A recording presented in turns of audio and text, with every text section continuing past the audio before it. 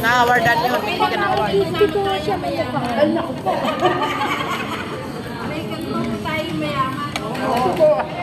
Oo nga. Usapang senior, labas ako dyan. Ayan. Sige, mag-usap tayo mga senior. Anak ko lang siya.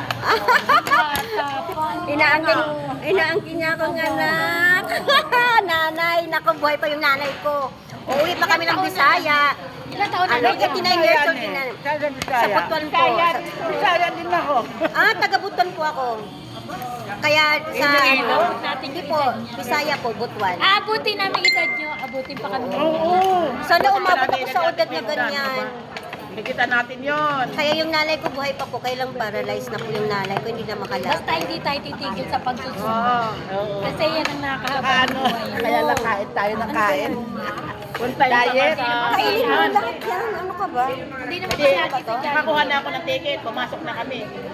Nakaupo na ako sa loob ng sinihan. Aba, sinundan ako nung nagkaano ng sinihan. Bakit? Sabi niya,